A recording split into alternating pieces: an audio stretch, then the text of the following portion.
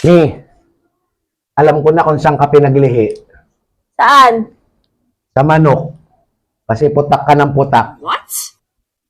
Ako din, alam ko kung saan ka pinaglihi.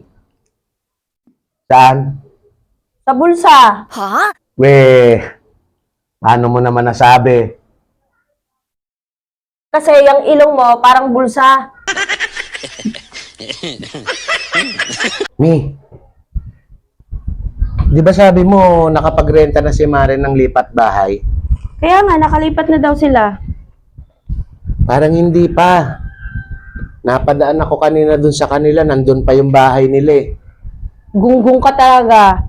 Mga gamit lang nila yung hinahakot. Ganun pala yun. Eh di dapat pala, hakot gamit, hindi lipat bahay. Di may tanong ako sa'yo. Anong superhero ang laging nagko-commute? Ano? Eh di pa sa hero. Eh sino naman ang superhero na hindi patuli? Sino? Eh di si Superman. We, paano mo naman nasabi?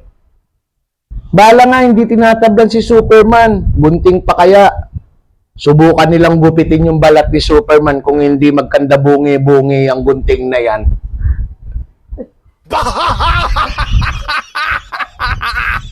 Ay nako.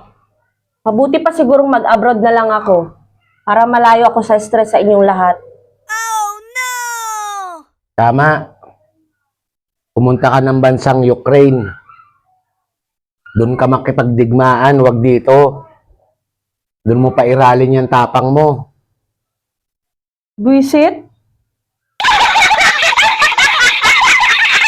Ikaw mas marami ka ng oras dyan sa mga amigas mo kaysa sa akin Hindi ko na nagugustuhan yan.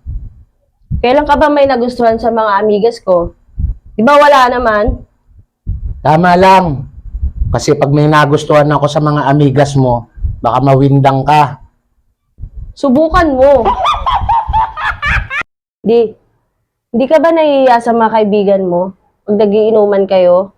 Ang lakas-lakas mo kasi mamulutan. Baka sabihin nila hindi ka pa nakakatikim ng masarap na mga pagkain. Okay lang yun, Mami.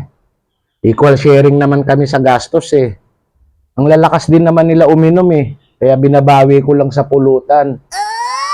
Ang masama, yung malakas na ako uminom, tapos malakas pa ako mamulutan. Hey guys.